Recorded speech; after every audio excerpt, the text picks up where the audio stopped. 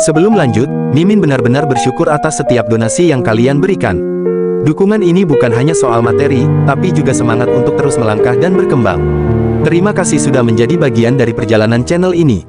Beberapa saat kemudian, mereka pun mulai makan bersama. Di tengah suasana itu, Tae-seok terdiam sejenak. Tiba-tiba ponselnya berbunyi. Sebuah notifikasi masuk, pemberitahuan penempatan kerja baru. Ia segera membukanya. Kim Tae-seok, Elsungkop, cabang Seosol. Ia menatap layar itu beberapa detik. Di saat yang sama, Yura juga melihat ponselnya dan berkata, senior, aku ditempatkan di Elsung Life. Itu perusahaan asuransi, ya. Tae-seok tersenyum. Iya, betul. Semoga berhasil. Yura menghela napas pelan. Menjual asuransi itu bukan passionku. Senior punya kenalan di sana. Tae-seok menjawab tenang, di sana kamu bisa memilih ketua tim. Nanti pilih ketua tim Kim Min Seong. Kamu bisa belajar banyak hal dari dia. Di samping mereka, Seokyun ikut berkata, senior, aku ditempatkan di Elsungskom. Tolong kasih aku tips juga. Tae-seok berpikir sejenak. Elsungskom, aku juga tidak terlalu tahu, tapi katanya mereka menangkap Seokyun langsung menoleh, kecoa. Tae-seok tersenyum canggung. Ya, kurang lebih begitu. Ia lalu berdiri. Kita sudah selesai makan, mau pulang sekarang. Di meja kasir, Tae-seok menyerahkan kartunya. Untuk 3 orang, tanya kasir. Iya, saya yang bayar semuanya. Beberapa saat kemudian, mereka berjalan di trotoar. Yura menatap Tae-seok. Senior, mau minum bareng? Karena tadi senior sudah mentraktir makan, biar aku yang traktir minum.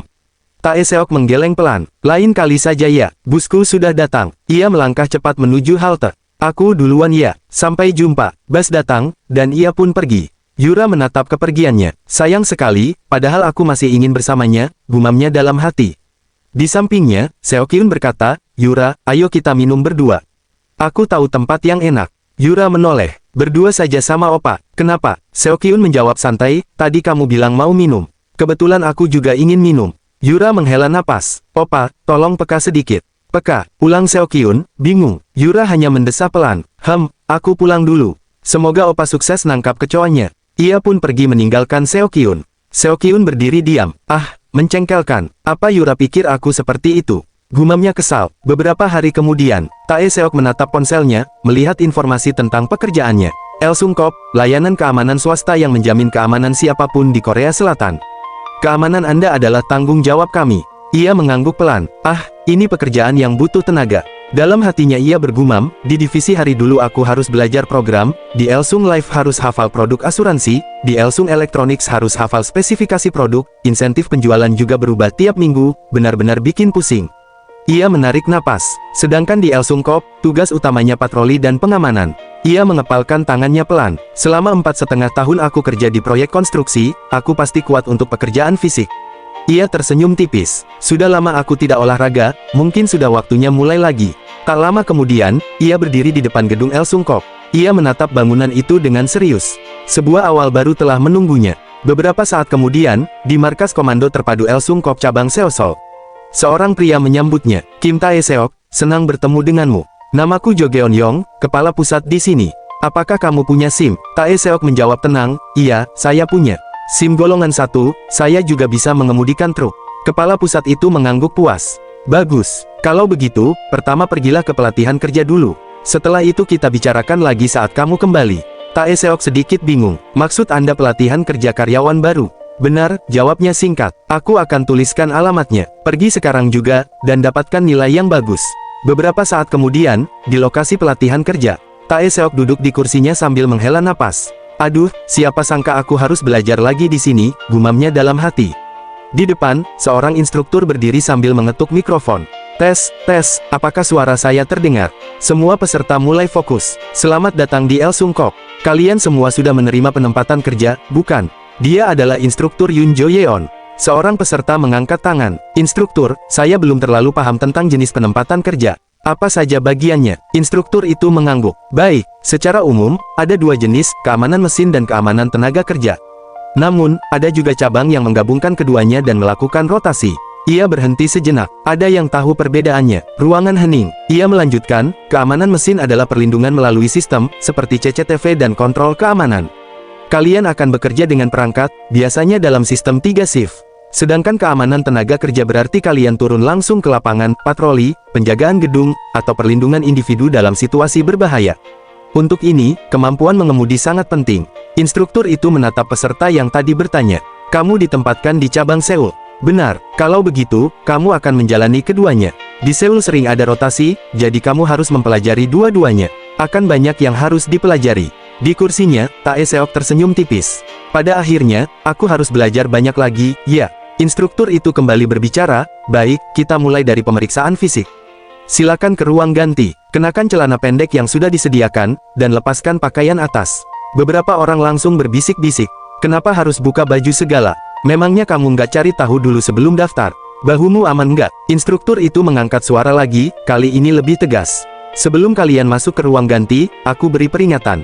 Pemeriksaan akan dilakukan secara teliti. Tidak ada gunanya mencoba menyembunyikan tato. Ia menyapu ruangan dengan tatapan dingin. Bagi yang memiliki tato, silakan keluar sekarang juga. Kalian tidak akan bisa bekerja di El Sungkok. Beberapa saat kemudian, seorang pria datang sambil membawa kamera. Pak Instruktur, Instruktur Yun menoleh. Ada apa? Kenapa membawa kamera? Pria itu menjawab, saya datang untuk syuting dokumenter. Apa kantor pusat tidak memberitahu Anda? Saya dengar karyawan Kim Tae Seok ada di sini. Instruktur mengernyit. Syuting, aku akan memastikannya dulu. Tak lama setelah itu, pemeriksaan fisik pun dimulai. Para peserta berdiri berbaris. Instruktur berjalan perlahan, mengamati satu persatu dengan teliti. Angkat tangan, mereka mengikuti perintah. Saat tiba di depan Tae Seok, instruktur menatapnya sejenak, lalu berkata, Kim Tae Seok, kamu lulus.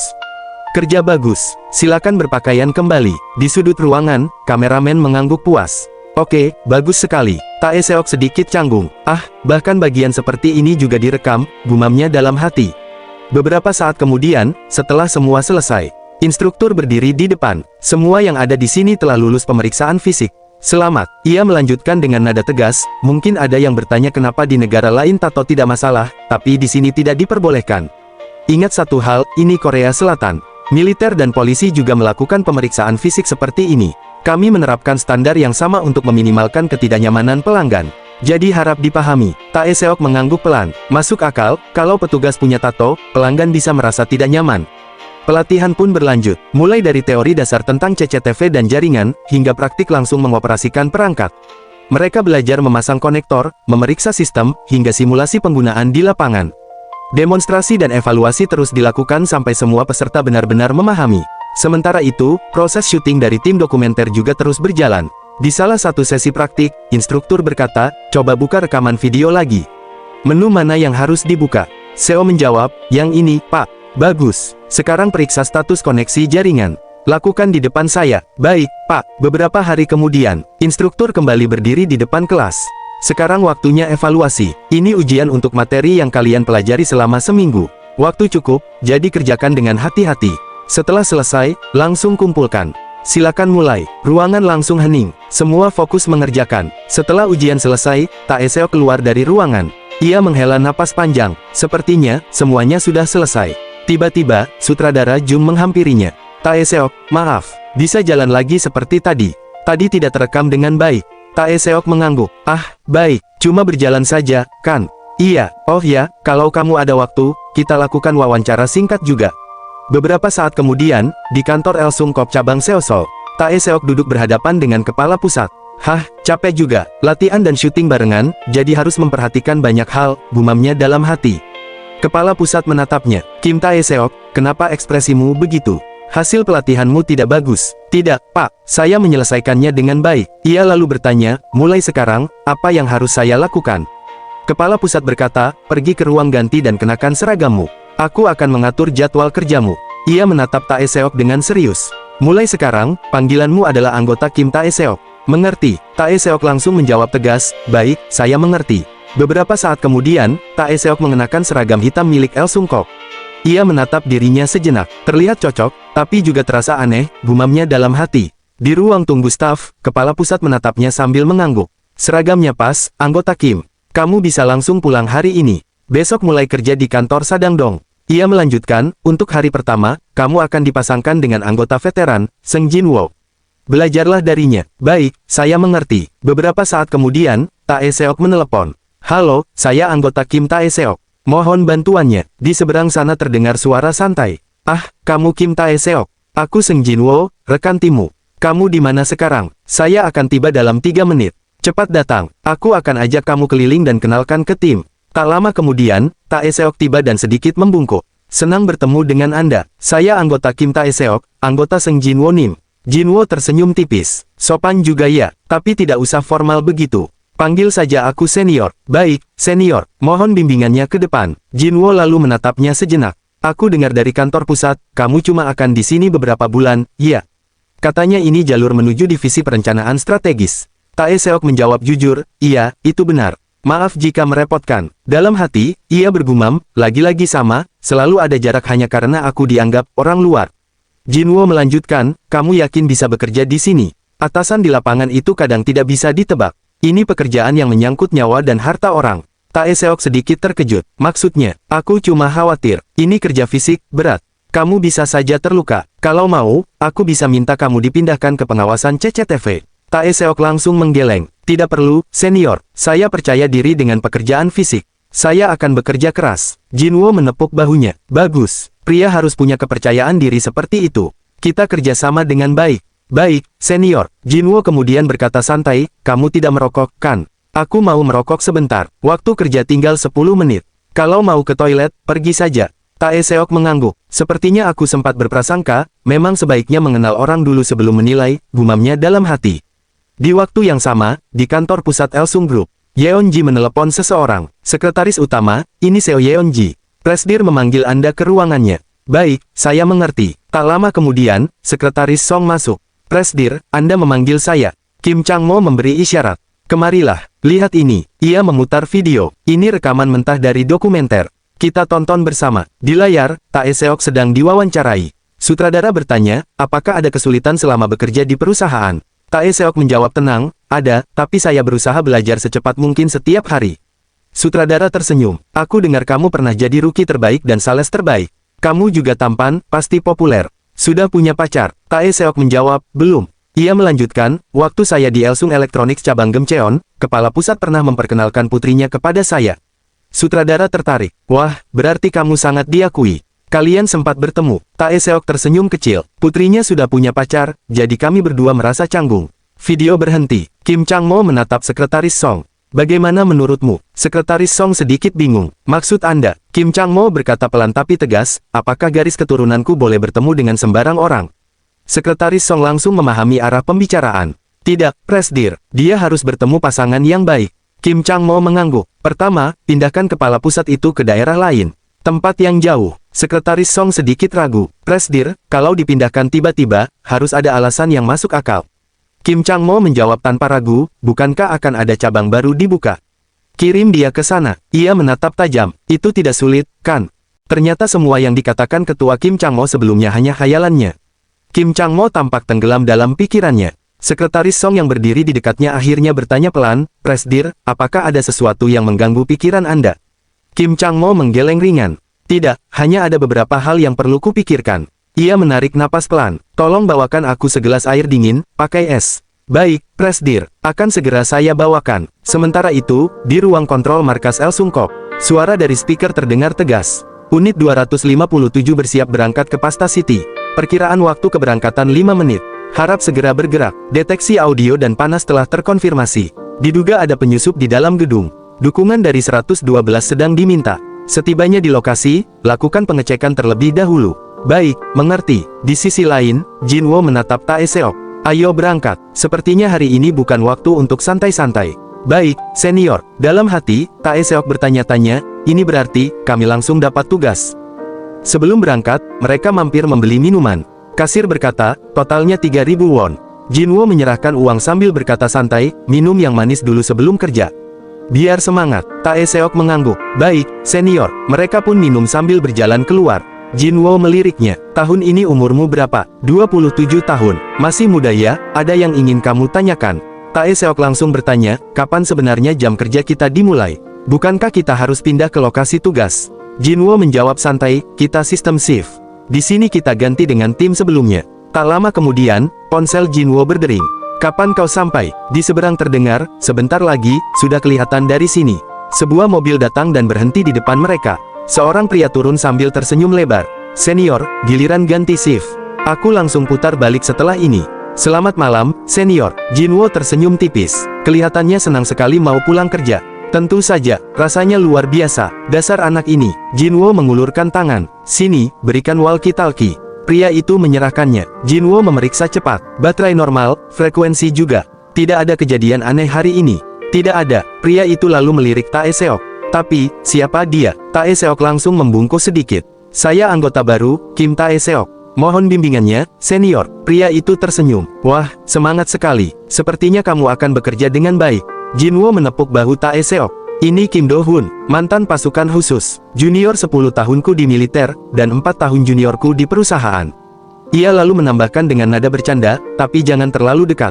Dia ini pengkhianat. Tae Seok terkejut. Pengkhianat. Do-hun tertawa kecil. Jangan salah paham. Aku pindah dari perusahaan pesaing, makanya dibilang begitu.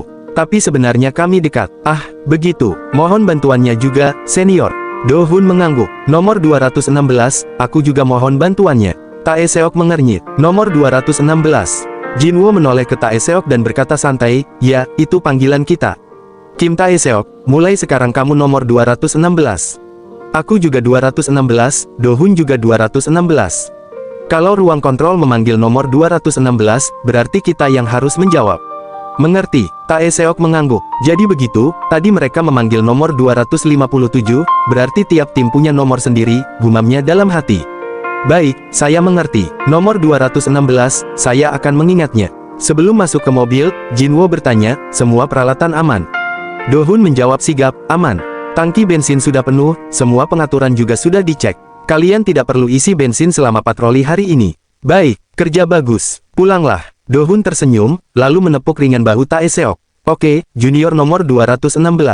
Sampai jumpa nanti. Tae Seok membungkuk sedikit. Baik, senior. Terima kasih atas kerja keras Anda. Tiba-tiba walkie-talkie di dalam mobil berbunyi. Nomor 216, nomor 216. Apakah sudah ganti shift? Jinwo langsung menjawab, sudah. Kami baru saja ganti shift. Suara dari sana kembali terdengar, kali ini lebih serius. Terdapat sinyal deteksi pertama dari Gonsi, daerah Rangdae. Deteksi panas tidak normal dan inframerah mencurigakan. Silakan berangkat. Berapa perkiraan waktu tiba? Jinwo menjawab cepat, sekitar 40 menit. Kami segera berangkat, dan saya membawa anggota baru.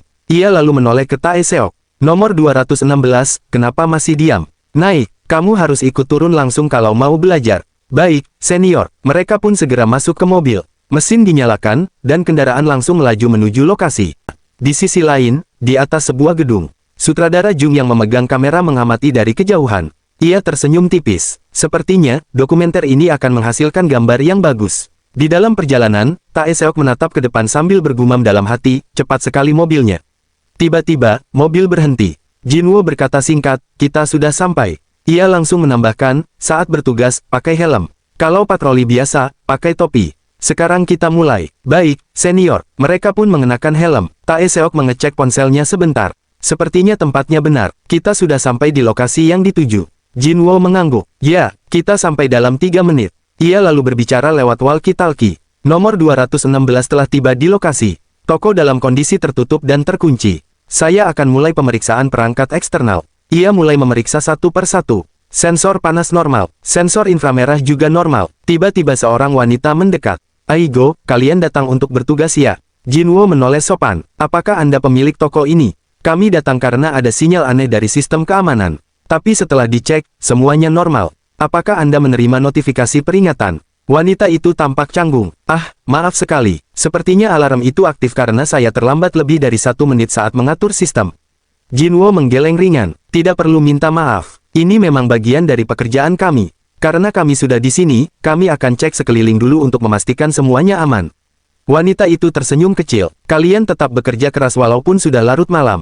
Begitulah pekerjaan kami. Kalau ada masalah, kami akan segera menghubungi Anda. Dalam hati, wanita itu bergumam, bahkan malam-malam seperti ini mereka tetap bekerja serius. Setelah itu, Jinwo menoleh ke Tae Seok. Terkejut, tidak terlalu, senior. Jinwo tersenyum tipis. Biasanya dari 10 panggilan, 9 seperti ini. Tapi justru itu yang membuat pelanggan merasa aman. Jadi jangan menganggapnya sepele. Baik, saya mengerti. Tae Seok lalu menulis sesuatu di buku kecilnya. Jinwo melirik. Kamu dari tadi menulis apa? Tae Seok segera menutup bukunya. Saya takut lupa, jadi saya mencatat poin-poin penting dari penjelasan senior. Jinwo mengangguk puas. Bagus. Pengalaman langsung memang terbaik, tapi karena kita tidak bisa mengalami semua situasi, mencatat dan menghafal itu cara yang efektif untuk mengurangi kesalahan. Ia bahkan mengacungkan jempol. Lalu Jinwo bertanya lagi, sekarang aku tanya. Kalau kamu dipanggil ke lokasi seperti ini, menurutmu dari mana harus mulai mengamati? Tae Seok berpikir sejenak, mungkin dari pintu masuk, jendela, atau jalur yang bisa digunakan penyusup. Jinwo langsung menggeleng. Salah, kamu harus mulai dari sensor. Lacak dari titik awal sampai ke sumber masalah. Ia melanjutkan dengan serius, kenapa sensor berbunyi? Kalau benar ada penyusup, dia masuk dari mana? Apa yang dia pikirkan? Kamu harus berpikir mundur dari situ. Tae Seok mencoba memahami. Tapi kalau memang ada penyusup, bukankah lebih penting langsung bertindak daripada menganalisis? Jinwo menatapnya tajam. Kamu ini, tidak sadar betapa berharganya nyawamu, ya. Tae Seok terdiam. Mati, pikirnya kaget. Jinwo melanjutkan dengan suara lebih tegas. Tugas kita bukan menangkap penyusup. Kita harus menemukan posisi dan jalur kabur mereka, lalu memastikan keselamatan diri sendiri sambil menjaga aset pelanggan sampai tim lain atau polisi datang.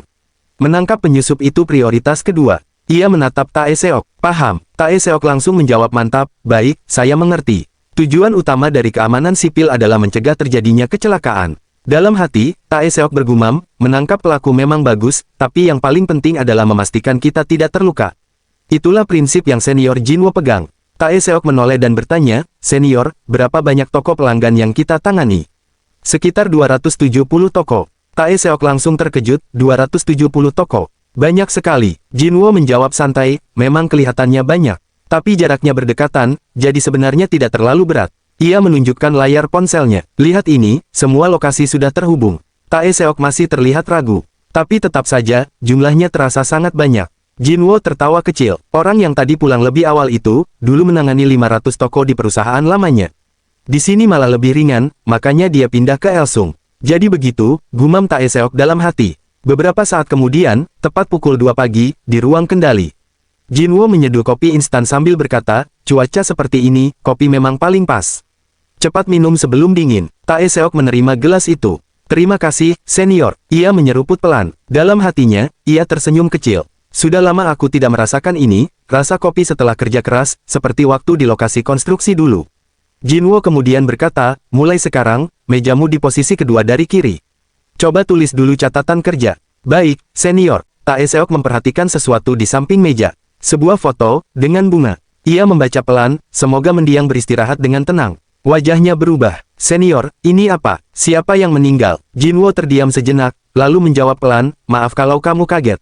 Harusnya tadi sudah kubereskan. Nanti setelah pulang kerja akan aku rapikan. Tae Seok menggeleng. Tidak apa-apa, tapi, kenapa orang ini bisa seperti itu? Jinwo menatapnya dengan ekspresi serius. Tadi aku sudah bilang, kan, jangan mencoba menangkap pelaku. Ia berhenti sejenak, lalu melanjutkan dengan suara datar, di pekerjaan ini, kematian itu bukan hal yang aneh. Suasana mendadak berat. Sekarang istirahatlah 20 menit. Nanti kita patroli lagi. Aku ke toilet sebentar. Di dalam toilet, Jinwo duduk dengan muram. Sialan, gumamnya pelan. Beberapa saat kemudian, patroli dini hari kembali dimulai. Di dalam mobil, Jinwo berkata, Tae Seok, coba nyalakan aplikasi dan tampilkan rute patroli. Baik, senior. Tae Seok membuka aplikasi dan memperlihatkannya. Jinwo melirik sekilas lalu berkata, dalam sehari, jarak patroli kita bisa mencapai sekitar 150 km. Baik, kalau begitu kita jalan lagi. Kali ini kita mulai dari area tengah. Kamu tahu kenapa? Tae Seok berpikir sejenak. Mungkin, supaya tidak membosankan kalau mutar satu arah terus. Jinwo langsung menggeleng. Bukan, ia melanjutkan dengan nada serius. Kalau waktu dan rute patroli selalu sama, para kriminal bisa membaca pola kita dan memanfaatkannya. Karena itu, kita selalu ubah rute dan waktu patroli. Ah, saya mengerti. Mereka pun melanjutkan patroli, memeriksa satu persatu lokasi. Tidak ada hal mencurigakan. Waktu berlalu tanpa terasa. Langit perlahan mulai terang. Wah, sudah pagi saja, kata Tae Seok. Iya, tiba-tiba perut Tae Seok berbunyi pelan. Aduh, batinnya. Jinwo tersenyum kecil. Lapar. Masih jam kerja, senior. Saya akan makan setelah selesai. Jinwo terkekeh. Kim Tae Seok, sekarang kamu boleh santai sedikit. Coba lihat aplikasinya lagi. Tae Seok mengecek. Sebagian besar sistem keamanan, hampir selesai dinonaktifkan. Ini kenapa ya? Karena pelanggan sudah mulai datang ke toko. Kalau mereka sudah masuk, sistem keamanan otomatis dimatikan. Begitu ya. Tak lama kemudian, mereka berhenti di sebuah toko ramen. Mereka duduk dan mulai makan. Selamat makan, senior. Iya, kamu sudah kerja keras tadi malam, makan yang banyak. Pagi hari, mereka kembali ke ruang kontrol. Jinwo memperkenalkan Tae Seok. Ini Kim Tae Seok, masih baru, jadi tolong dibimbing. Seorang pria mengangguk. Saya asisten manajer Park, senang bertemu denganmu. Tae Seok membungkuk. Saya juga mohon bimbingannya. Pukul 8 pagi, pergantian shift. Do-hun datang dan menyapa, senior, ganti shift. Junior, senang bertemu denganmu. Saya juga, senior. Do-hun lalu berkata pada Jin-woo, kalau capek ngajar anak baru, mulai besok biar aku saja yang urus. Jin-woo menggeleng. Tidak perlu, ini bagianku. Ia menoleh ke Tae Seok. Kita ketemu lagi nanti malam. Kerja bagus. Setelah pulang, Tae Seok langsung merebahkan tubuhnya. Namun pikirannya tidak tenang. Ia teringat foto pemakaman di ruang kontrol. Ia membuka ponsel, mencari informasi tentang insiden kematian anggota keamanan. Beberapa menit berlalu, tidak ada hasil, gumamnya. Sepertinya aku harus tanya langsung. Malam harinya, Tae Seok datang lebih awal. Senior, Anda sudah datang. Jin-woo mengernyit. Kamu cepat sekali. Masih 1 jam sebelum mulai kerja. Saya masih banyak yang belum tahu. Kalau ada yang bisa saya kerjakan, tolong beritahu. Jin-woo mengangguk. Bagus. Ke ruang istirahat saja. Di sana ada peralatan pelatihan. Ia menambahkan, sentuh semuanya. Pelajari satu persatu sampai kamu bisa menjelaskannya ke pelanggan. Coba semua menu, semua tombol. Baik, senior. Tae Seok berjalan menuju ruang istirahat. Dalam hatinya ia bergumam, kalau begitu, aku mulai dari pemindai sidik jari. Beberapa saat kemudian, di ruang istirahat karyawan, Tae Seok berdiri di depan perangkat dan mulai mencoba satu persatu. Ia menekan pemindai sidik jari, membuka menu, lalu mencoba fitur-fitur yang ada dengan serius. Di luar ruangan, Do-hun kebetulan lewat dan melihatnya dari jauh. Itu junior nomor 216. Ia langsung menghampiri. Lagi ngapain, junior? Waktu pelatihan, kamu nggak belajar alat-alat ini? Tae Seok menoleh santai. Belajar, kok, senior. Saya sudah tahu dasarnya, ini cuma lagi coba-coba fiturnya satu persatu. Do-hun menyipitkan mata. Oh ya, kamu benar-benar tahu semuanya. Sejauh yang saya pelajari, ya. Kalau begitu, kata Do-hun sambil menunjuk alat di tangan Tae Seok, itu namanya apa? Pemindai sidik jari, senior. Yang itu sih gampang, ujar Do-hun. Sekarang nyalakan komputer dan jelaskan cara rekam layar. Tae Seok langsung bergerak ke komputer. Masuk lewat menu ini, lalu tekan tombol rekam di bagian bawah.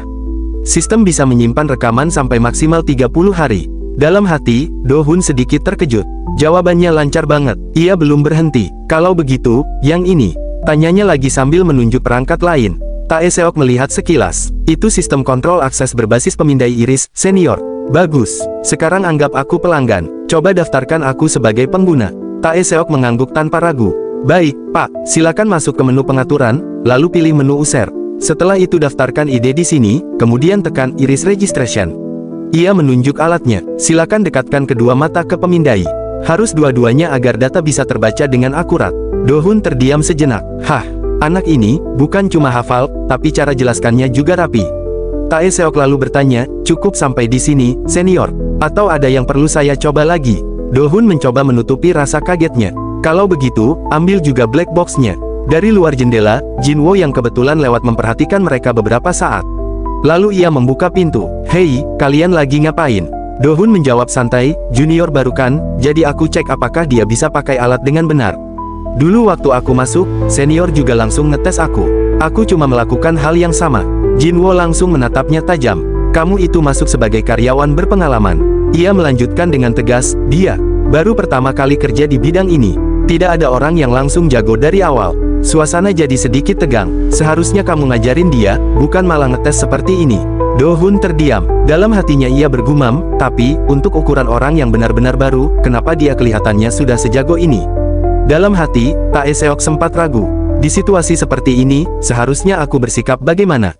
1 minggu kemudian, malam hari, Tae Seok berpatroli bersama Do-hun. Do-hun yang sedang mengemudi melirik sekilas. Kim Tae Seok, hari ini hari terakhir masa percobaanmu, kan? Iya, senior, tapi ini pertama kalinya kita satu tim. Benar, Jin-woo lagi cuti. Ada yang ingin kamu tanyakan? Tae Seok sempat ragu, lalu berkata pelan, sebenarnya ada, tapi saya tidak tahu boleh atau tidak. Bicara saja, aku tidak suka yang bertele-tele. Tae Seok menarik napas. Waktu pertama masuk, saya lihat ada foto memorial di ruang kontrol. Saya penasaran, apa yang sebenarnya terjadi. Mobil tetap melaju, suasana jadi lebih sunyi. Setelah beberapa saat, Do-hun akhirnya bicara. Kamu tanya soal itu, ya. Nada suaranya berubah lebih berat. Dia meninggal saat mencoba menangkap pelaku kejahatan. Tae Seok terdiam. Waktu itu kami satu tim, lanjut Do-hun. Tapi dia terlalu memaksakan diri, dan akhirnya mati. Hening sejenak. Saya sempat cari beritanya, kata Tae Seok, tapi tidak ada di mana-mana. Diembargo oleh kejaksaan, jawab Do Hun singkat. Untuk mempersempit pergerakan pelaku. Berarti, pelakunya belum tertangkap. Belum. Jawaban itu terasa dingin. Mereka tiba di sebuah toko dan mulai pemeriksaan rutin. Do Hun mengetuk pintu. Pemilik toko, kami dari El Sungkok. Kami masuk. Ya, di dalam, seorang wanita menyambut mereka. Terima kasih banyak. Sejak pakai layanan kalian, saya jadi jauh lebih tenang. Do Hun mengangguk. Belakangan ini beban polisi memang berat. Respons kadang jadi lambat. Iya, betul sekali, jawab wanita itu. Sekarang pencurian makin sering. Dulu saya selalu cemas. Ia tersenyum kecil. Tapi sekarang, karena ini layanan berbayar, saya tidak sungkan minta bantuan. Rasanya lebih aman. Do Hun bertanya ringan, usaha sedang lancar. Wanita itu menggeleng. Tidak juga, sekarang banyak toko tanpa penjaga. Persaingan berat sekali. Semangat terus, kata Do Hun. Kami lanjut patroli berikutnya. Junior, kata Do Hun, patroli hampir selesai. Kita balik saja. Tezes. Walkie-talkie berbunyi. Ada laporan orang mabuk di area 216 dan 44. Mohon dicek. Do Hun menghela napas pendek. Sepertinya belum bisa istirahat. Ia langsung berkata, area 44 di sekitar sini. Ayo, lari. Baik, senior. Mereka berlari dan menemukan seorang pria tergeletak di depan sebuah toko. Pak, Anda baik-baik saja? Tanya Tae Seok. Pria itu hanya mengerang. Do Hun berkata cepat, dudukkan dia dulu. Mereka mengangkat pria itu dan menyandarkannya di sudut bangunan. Tuan, Anda tidak boleh tidur di sini. Di mana rumah Anda? Tanya Do Hun. Enggak tahu, pergi sana, jawab pria itu setengah sadar. Tae Seok menoleh. Senior, bagaimana ini? Do Hun menggeleng. Kita tidak bisa biarkan seperti ini. Kita panggil tim penyelamat. Ia segera menghubungi pusat. Tak lama kemudian, mobil tim penyelamat datang. Pria itu diangkat dan dibawa pergi. Beberapa saat kemudian, Do Hun menyesap kopinya, lalu melirik Tae Seok. Nyawa manusia itu kadang hilang begitu saja. Tapi tetap saja, banyak orang yang hidup tanpa hati-hati. Tae Seok hanya mengangguk pelan. Benar, senior. Percakapan itu singkat, tapi cukup untuk meninggalkan kesan yang berat. Beberapa saat kemudian, di ruang istirahat, Do Hun memperhatikan perangkat yang tadi dinyalakan. Lumayan juga, sepertinya bagus kalau dipasang di rumah. Tae Seok tersenyum tipis. Kalau senior mau beli, saya bisa bantu dapatkan harga lebih murah. Do Hun mengangkat alis. Aku juga tahu soal diskon karyawan grup. Bisa lebih murah dari itu. Do Hun menatapnya sedikit kaget. Lebih murah lagi. Kamu ini, sebenarnya punya koneksi apa? Tae Seok hanya tersenyum tanpa menjelaskan. Keesokan harinya, di toko elektronik Elsung cabang Gemcheon, Wonsu menyambutnya dengan antusias. Senior, sudah lama tidak bertemu. Tae Seok membalas, kamu baik-baik saja. Maaf merepotkan. Wonsu langsung menggeleng. Kalau permintaan dari senior, tentu saya bantu. Di samping, Do Hun memperhatikan diam-diam. Orang ini, sebenarnya siapa sih? Wonsu melanjutkan. Sistem AC akan saya kasih harga modal.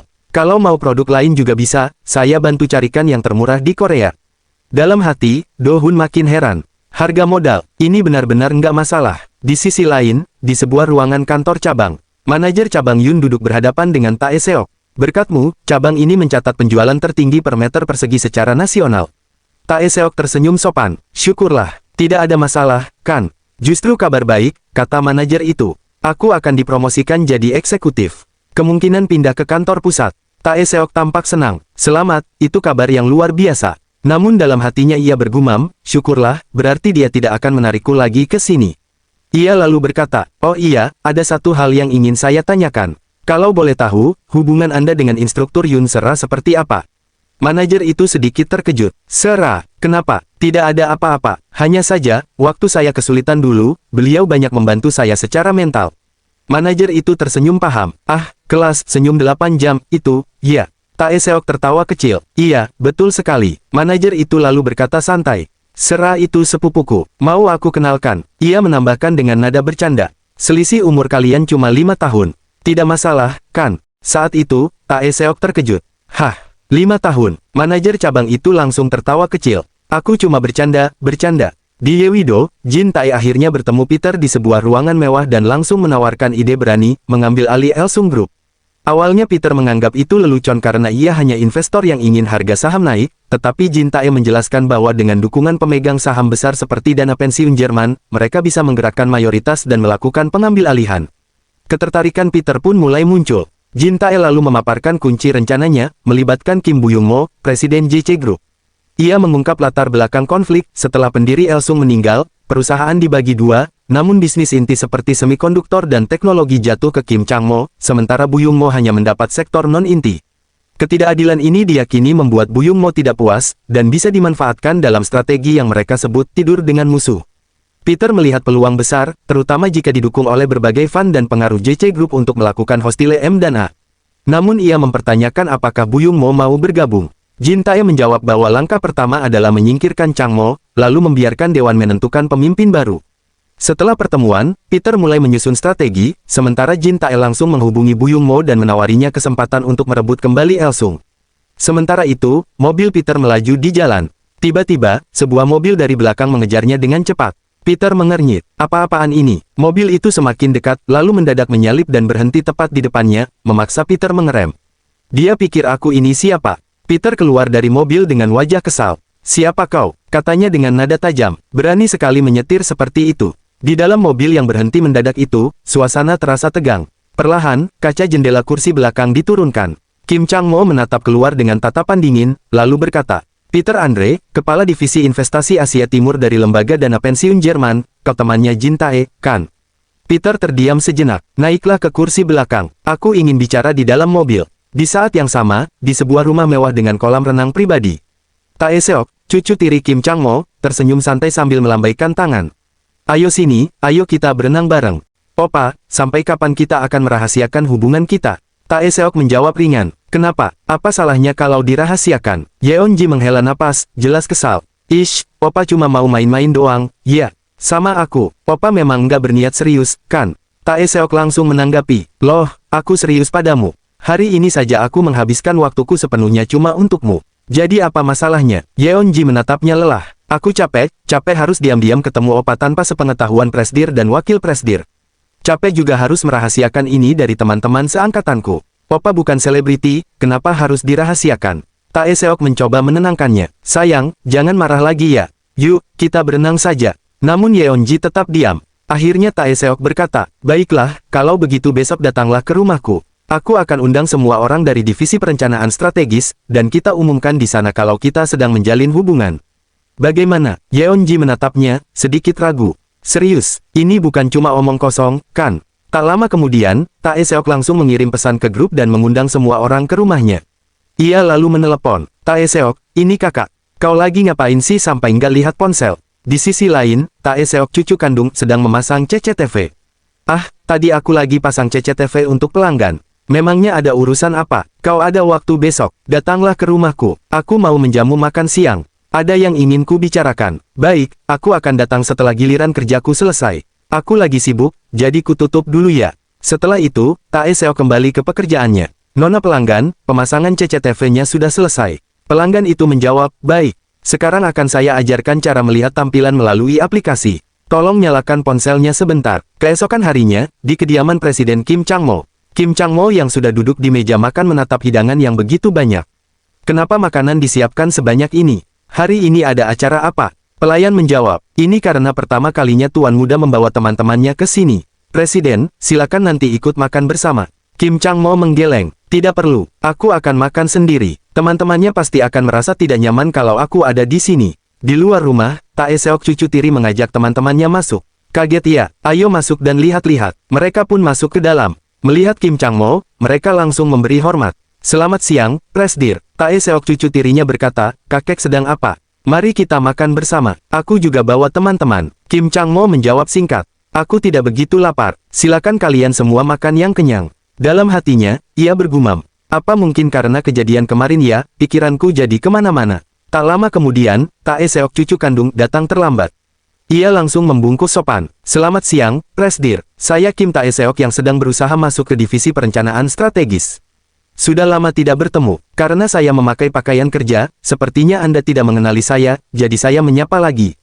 Kim Chang-mo yang melihatnya langsung tersenyum. Kenapa kau berpikir aku tidak bisa mengenalimu? Kim Chang-mo menatap Tae Seok sejenak, lalu berkata dengan tenang. Luangkan sedikit waktu untuk mengobrol denganku. Mereka pun berdiri dan berjalan mendekati jendela besar. Tae Seok berdiri di sampingnya, ikut memandang pemandangan di luar. Kim Chang-mo membuka percakapan. Kau tinggal sendiri sekarang, kan? Tae Seok menjawab singkat, benar, Presdir. Bagaimana kehidupan kerjamu di perusahaan? Apa kau bisa mengatasinya? Tae Seok menjawab dengan tenang. Saya menikmatinya. Saya juga merasakan kepuasan dalam pencapaian. Kim Chang-mo sedikit mengangkat alisnya. Pencapaian. Jadi kau menikmati pekerjaanmu. Tae Seok tersenyum tipis. Saya belajar sedikit demi sedikit, dan selalu ada hal baru yang muncul. Jadi proses belajarnya terasa menyenangkan. Setiap kali berhasil menyelesaikan tugas, saya merasa bangga. Kim Chang-mo terdiam sejenak, lalu menoleh dan menatapnya lebih serius. Kalau begitu, aku akan bertanya dengan serius, Kim Tae Seok, sejauh mana kau ingin naik di perusahaan ini? Tae Seok menatap lurus ke depan sebelum menjawab. Apakah Anda menginginkan jawaban yang jujur, atau jawaban yang seharusnya diberikan oleh seorang karyawan biasa? Dalam hati, Kim Chang-mo tersenyum. Berani juga dia, seperti yang kuduga. Ia pun berkata, jawaban yang jujur tentu lebih baik. Ini percakapan pribadi. Tae Seok menarik napas pelan. Sejujurnya, dulu saya tidak punya tujuan besar. Saya hanya berpikir, bisa bekerja di perusahaan besar di posisi kantoran saja sudah cukup.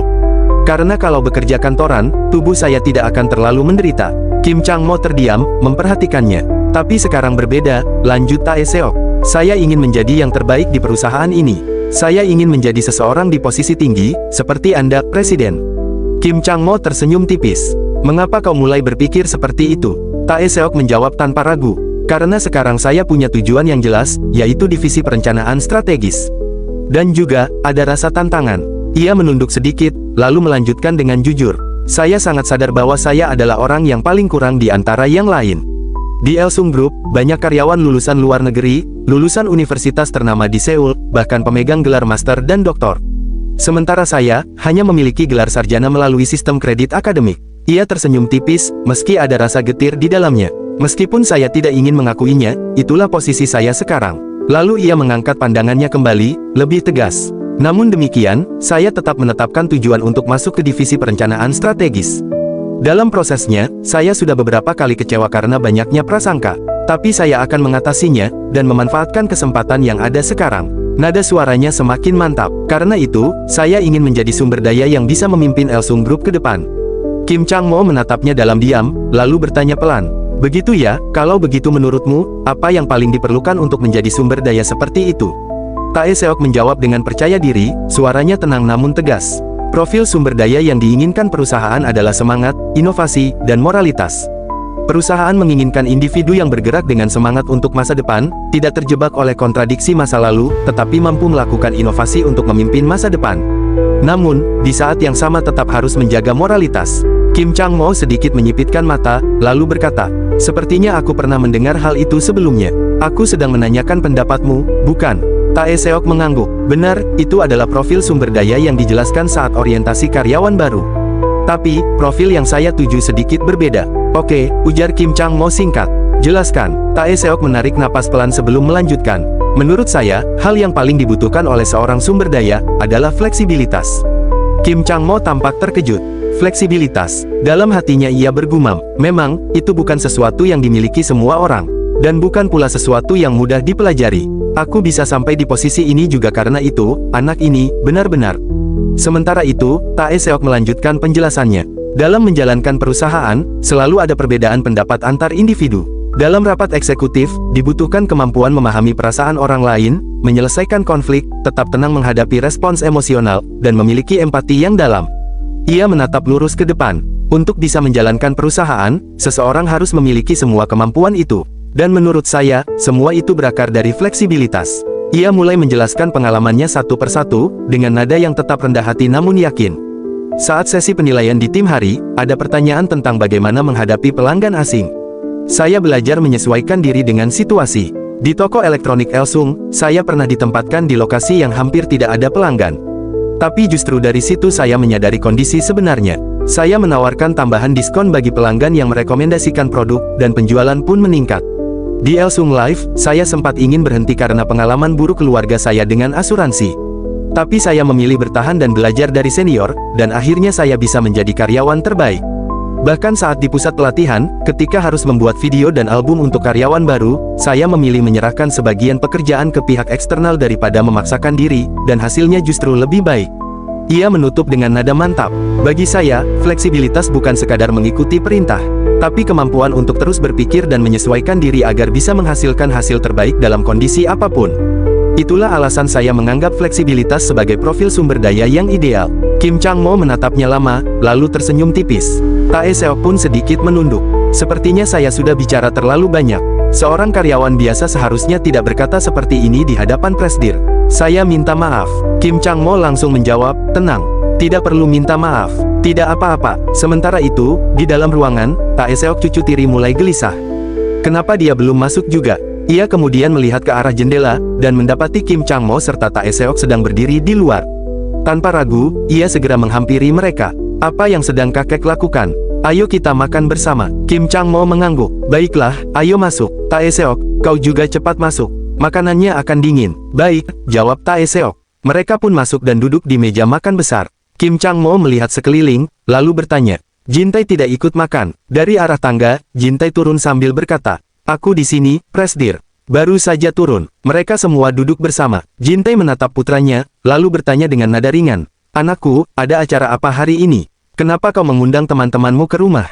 Tae Seok cucu tiri tersenyum, lalu berkata, kakek, ayah, aku ingin mengatakan sesuatu. Jintai tersenyum, seolah sudah menebak. Kau mau kembali bekerja di perusahaan? Ya, itu keputusan yang bagus. Sebenarnya kakekmu juga tidak pernah ingin kau berhenti, benarkan, Presdir? Namun, Tae Seok langsung menyela. Aku tidak bermaksud mengatakan aku akan kembali bekerja di perusahaan. Suasana langsung berubah hening. Dengan suara tegas, ia melanjutkan. Aku serius berpacaran dengan sekretaris Yeonji. Dan aku juga sedang mempertimbangkan untuk menikahinya. Wajah Jintai langsung berubah. Apa? Ia berdiri dengan kesal. Tae Seok, apa yang kau bicarakan? Berpacaran dengan sekretaris. Menikah. Nada suaranya meninggi. Kau tidak bisa terus dibiarkan seperti ini. Dalam hati Dong Hun bergumam, apa yang sebenarnya sedang terjadi sekarang? Aku tidak tahu harus berbuat apa. Sementara itu, Jintai kembali berkata dengan nada keras. Tae Seok, keluar sekarang juga. Di sisi lain, Yeonji menunduk pelan. Dalam hatinya ia bergumam, aku sebenarnya sudah menduga ini akan terjadi, tapi tetap saja rasanya membuatku kehilangan selera makan. Kim Chang-mo yang melihat situasi itu hanya terdiam sejenak. Dalam hatinya ia bergumam, keadaan keluarga ini benar-benar kacau. Namun pikirannya berlanjut, siapa sangka Tae Seok dan sekretaris Seo benar-benar berpacaran. Ia lalu berkata dengan tenang, seolah menahan situasi agar tidak semakin memburuk. Silakan makan sebelum nasinya dingin. Semua orang menjawab serentak. Baik, Presdir. Di luar rumah, Jintai menjewer telinga Tae Seok dan menyeretnya keluar. Dengan emosi yang meluap, ia berkata, Kim Tae Seok, kau sudah gila ya? Kenapa kau malah berpacaran dengan perempuan seperti dia? Apa dia mengancammu? Tae Seok langsung menjawab, tidak seperti itu. Lalu kenapa? Bentak Jintai. Kenapa kau bisa sampai pacaran dengan perempuan rendahan itu? Wajah Tae Seok langsung mengeras. Jangan panggil dia seperti itu. Dia pacarku. Dia benar-benar menyukaiku. Bukankah itu sudah cukup? Jintai menggeram. Kalau mau jadi menantu keluarga ini, setidaknya pilih dari keluarga yang setara, atau keluarga politisi. Pernikahan itu bukan permainan anak kecil. Aku mencintainya, jawab Tae Seok tegas. Cinta, Jintai mencibir. Pada akhirnya perempuan seperti itu cuma pajangan. Bisa dibeli. Berapa yang kau mau? Katanya sambil membuka dompet. Mendengar itu, amarah Tae Seok memuncak. Justru karena sikap ayah seperti itulah aku tidak mau mengikuti jejak ayah. Jintai langsung tersulut. Apa yang baru saja kau bilang? Ulangi. Apa ayah punya satu saja hubungan yang tulus? Balas Tae Seok. Apa ayah punya teman dekat orang Korea? Tidak ada, kan? Memang tidak ada. Kurang ajar. Bentak Jintai. Diam di situ. Jangan bergerak. Tangannya terangkat, siap menamparkan. Namun sebelum tamparan itu mendarat, Tae Seok menahan pergelangan tangan ayahnya. Cukup sampai di sini. Kalau terus begini, apa ayah juga mau kehilangan anak? Jintai tertegun sesaat. Dasar brengsek. Tae Seok melanjutkan, suaranya bergetar namun tetap tegas. Kakek dan nenek membesarkan ayah seperti anak kandung. Aku juga diperlakukan seperti cucu kandung. Tapi bagaimana dengan ayah? Apa ayah benar-benar menganggap kakek sebagai ayah? Apa maksudmu? Jintai membalas. Kau pikir aku tidak menganggap Presdir sebagai ayahku? Ayah sendiri yang menunjukkannya, kata Tae Seok dingin. Hari itu ayah bahkan tidak mau mendengarkan alasanku berhenti. Yang ayah pikirkan cuma warisan. Ayah benar-benar egois. Bagi ayah, aku ini apa? Apa ayah pernah menganggapku sebagai anak? Jintai menggertakkan gigi. Kau pikir sekretaris itu mendekatimu karena cinta? Dia hanya menginginkan latar belakangmu. Statusmu. Kau pikir ibumu berbeda? Dia juga sama. Tae Seok tersenyum tipis, pahit. Sampai akhir pun, ayah tetap menyedihkan. Tidak di luar dugaan. Tiba-tiba, suara tegas memotong suasana. Cukup. Kim Chang-mo berdiri di antara mereka. Tatapannya dingin dan berwibawa. Kalian sadar tidak sedang bertengkar di mana? Ini rumahku. Kenapa kalian mempermalukan diri di depan tamu? Tae Seok langsung menunduk. Maafkan aku, kakek, mulai hari ini aku akan keluar dari rumah dan tinggal terpisah. Benar, sela Jintai dengan sinis. Pergilah, semua kartumu akan aku blokir. Kita lihat saja bagaimana kau bertahan hidup. Tae Seok menarik napas panjang. Maaf, kakek, mulai hari ini aku akan tinggal di luar. Aku benar-benar minta maaf. Kim Changmo menatapnya dalam. Haruskah sampai sejauh itu? Tidak bisakah kau berdamai dengan ayahmu? Tae Seok menggeleng pelan. Maafkan aku dan ayah memang tidak cocok. Beberapa saat kemudian, Tae Seok mengambil kopornya dan berjalan keluar. Langkahnya mantap, meski hatinya berat. Dari belakang, Yeonji segera menyusulnya. Di dalam rumah, teman-teman Tae Seok berdiri dengan canggung di hadapan Kim Changmo. Salah satu dari mereka berkata dengan sopan, "Mohon maaf, sepertinya ini bukan waktu yang tepat untuk makan bersama. Kami pamit dulu, Pak Presdir." Kim Changmo mengangguk pelan. "Maaf ya, lain kali datanglah lagi." "Baik, Presdir. Terima kasih," jawab mereka. Beberapa saat kemudian, Kim Changmo memanggil Jintai ke ruangannya. Dengan suara tenang namun penuh tekanan, ia berkata, "Jintai, anakmu pergi dari rumah, tapi kau tidak menahannya." Jintai menjawab santai, "Dia pasti akan kembali setelah menyadari kenyataan." "Biarkan saja, Presdir." Kim Changmo perlahan berdiri. Tatapannya berubah tajam. "Jintai, mulai hari ini, kau bukan lagi anakku. Kita orang asing sekarang, paham?" Ia melangkah melewati Jintai tanpa ragu. Jintai langsung terkejut. "Apa, Presdir? Maksud Anda apa?" Kim Changmo berhenti sejenak, lalu berkata dingin, "Kau juga kemasi barang-barangmu. Aku tidak pernah punya anak sepertimu. Keluar dari rumahku sekarang juga." Nada suaranya tak menyisakan ruang untuk bantahan. Jintai mulai panik. "Itu keterlaluan, Presdir. Apa Anda marah karena aku memperlakukan Tae Seok seperti itu?" Kim Changmo menoleh perlahan. "Aku sudah dengar semua pembicaraanmu dengan Peter. Aku juga tahu kau diam-diam mengumpulkan saham perusahaan. Bahkan aku tahu kau menggunakan dana luar negeri untuk mengancam posisiku." Ia melangkah mendekat, suaranya semakin rendah namun mengerikan. "Sejujurnya, aku sudah curiga. Tapi aku tidak menyangka kau akan sejauh ini." Jintai mulai gugup. "Sepertinya itu hanya kesalahpahaman. Aku tidak tahu siapa itu Peter, Presdir." Dalam sekejap, Kim Changmo mendekat dan merangkul kepala Jintai dengan kuat. Wajah mereka sangat dekat. "Aku tahu semua tawaran yang kau ajukan padanya," bisiknya tajam. "Jadi, tutup mulutmu." Lalu suaranya berubah penuh amarah. "Kalau kau mengeluarkan satu alasan lagi, aku akan habisi kau." Jintai membeku. "Kalau kau mengeluarkan satu alasan lagi, lanjutnya dingin. Kau bisa lenyap dari dunia ini tanpa jejak." "Mengerti." Dalam hati, Jintai gemetar. "Lenyap, aku akan mati." Tanpa ragu, ia langsung bersujud di hadapan Kim Changmo. "Maafkan aku, Presdir. Maaf, ayah. Aku sudah berbuat dosa. Aku pantas mati atas kesalahan ini." "Jintai, kalau kau berniat merebut milik orang lain, kau juga harus siap kehilangan milikmu sendiri." Ia melanjutkan dengan nada dingin.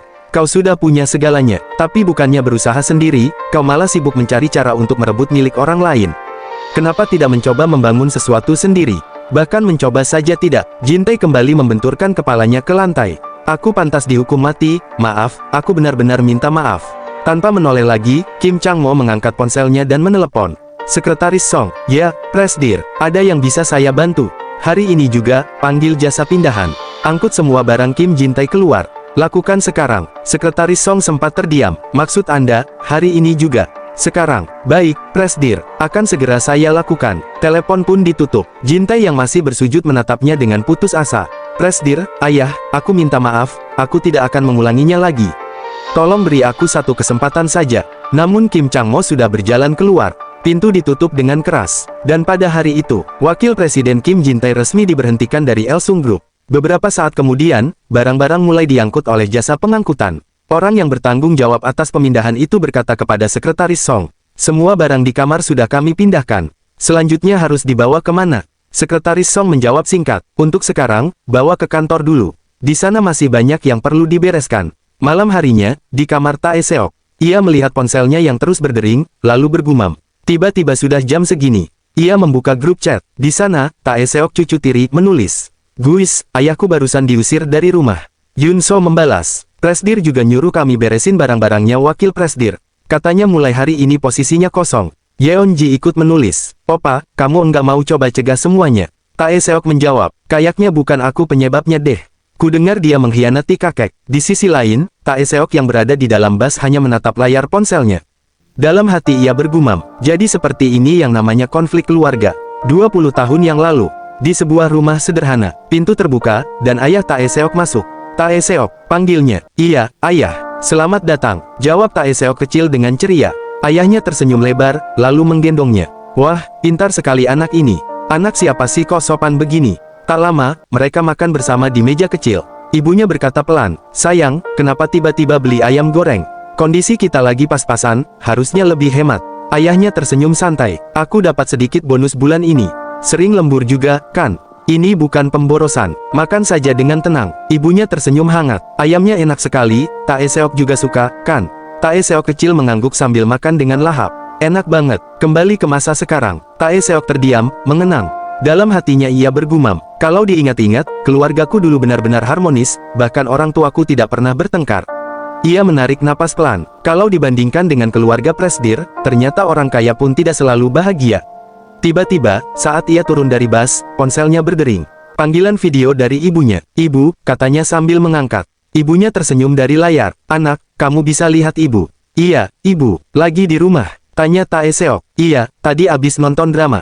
Kamu lagi ngapain? Kelihatannya lagi di jalan. Aku lagi berangkat kerja. Dapat shift malam. Ibu sehat-sehat saja kan? Iya, ibu sehat. Tiba-tiba, Hanwol muncul di samping ibunya. Siapa itu? Ah, Taeseok ya. Kamu enggak kerja yang berat-berat kan? Nanti punggungmu cedera. Taeseok tersenyum tipis. Iya, aku bakal hati-hati. Melihat kalian bahagia begini, aku jadi ikut senang. Hanwol tersenyum. Kamu juga harus sering pulang. Ibunya ikut menambahkan. Lain kali kalau pulang, nginap ya. Kamarmu sudah disiapkan. Ibu juga masak makanan kesukaanmu. Nanti kita makan bareng sambil ngobrol lama. Taeseok terdiam sejenak, lalu tersenyum lembut. Dalam hatinya ia bergumam, syukurlah, mereka berdua terlihat bahagia. Beberapa saat kemudian, di kantor cabang Elsung Corp, Taeseok terlihat sedang berdiri di depan dispenser. Ia menuangkan air ke dalam gelas, lalu meminumnya perlahan. Tiba-tiba, seorang sutradara menghampirinya. Taeseok, hari ini kita akan syuting bersama seharian penuh. Ayo kita bekerja keras. Taeseok mengangguk sopan. Baik, saya mengerti. Mohon bantuannya untuk hari ini. Tak lama setelah itu, ponselnya berdering. Ia menerima panggilan dari Jinwoo. Taeseok, hari ini giliran kita tukar shift, kan? Kayaknya aku bakal telat sekitar 10 menit. Ada panggilan lokasi. Kamu di mana sekarang? Saya sudah di kantor, senior. Kalau perlu, saya bisa langsung ke lokasi. Tidak perlu, kita tukar shift di kantor saja. Aku isi bensin dulu, baru ke sana. Baik, senior, sampai ketemu. Panggilan pun berakhir. Tak lama kemudian, Do-hun datang dengan ekspresi ceria. Hei, junior, kamu kerja sendiri sekarang. Ditugaskan di nomor berapa? Saya di nomor 217, area sebelah milik senior. Tapi hari ini ada sutradara yang ikut, jadi saya tidak sendiri. Do-hun mengangguk. Oh ya, nanti kalau sudah selesai kerja, kita sarapan bareng. Aku tahu tempat yang jual haijangguk enak. Beberapa menit kemudian, Jinwoo datang sambil tertawa ringan. Ahaha, maaf aku telat. Tadi lari waktu patroli, bajuku sampai basah kuyup. Hari ini benar-benar sial. Taeseok segera menjawab. Tidak apa-apa, senior. Silakan mandi dulu. Seragamnya biar saya saja yang cuci. Jinwoo melirik ke arah sutradara. Pak sutradara, tolong awasi dia terus ya. Biar kita tahu dia ramah karena kamera atau memang aslinya begitu. Sutradara tersenyum tipis. Tentu saja, saya ini tipe yang detail. Kalau ada yang pura-pura di depan kamera, semuanya bakal terekam. Beberapa saat kemudian, Taeseok mulai patroli di luar bersama kru dokumenter. Sutradara bertanya sambil merekam. Taeseok, berapa total toko yang Anda tangani? Ada sekitar 250 toko. Tapi sebagian besar berada di pusat kota, jadi masih cukup mudah ditangani. Di sisi lain, malam semakin larut. Seorang pria dengan wajah tertutup berdiri di depan sebuah toko perhiasan. Dalam hatinya ia bergumam, sudah jam 11 malam, harusnya sudah sepi. Tanpa ragu, ia mengangkat palu besar. Kaca toko langsung pecah. Alarm mulai berbunyi. Sialan, gumamnya panik. Aku lupa ada sistem keamanan. Ia segera masuk sambil berlari. Aku cuma punya 3 menit, ambil barang, lalu kabur. Di ruang kontrol CCTV, seorang staf tiba-tiba berdiri. Apa ini? Nomor 217, sinyal dari toko perhiasan. Sensor panas, inframerah, dan benturan aktif bersamaan. Nomor 217 sedang patroli di dekat sana. Perkiraan waktu tiba 1,5 sampai 2 menit. Kepala pusat langsung berdiri. Perbesar CCTV toko itu. Layar menampilkan sosok perampok yang sedang mengumpulkan perhiasan. Wajah kepala pusat langsung menegang. Ini bukan alarm palsu, dia benar-benar merampok. Ia segera memberi perintah. Segera hubungi 112. Kirim juga bantuan dari anggota nomor 216 terdekat. Kita harus tangkap pelakunya. Staf langsung bertindak. Halo, kantor polisi. Ada perampokan di toko perhiasan, alamatnya di Bang Daebro nomor 33, toko paling pojok. Lalu ia beralih ke radio komunikasi. Nomor 216, nomor 216. Bergabung dengan anggota nomor 217 di lokasi. Ini situasi nyata, segera bergerak. Di sisi lain, Jinwo yang baru selesai membersihkan diri mendengar kabar itu. Pak Kepala Pusat, ada apa? Kepala Pusat menjawab tegas, ada perampokan di toko perhiasan. Belakangan ini banyak kasus kriminal yang belum tertangkap, mungkin ini salah satunya.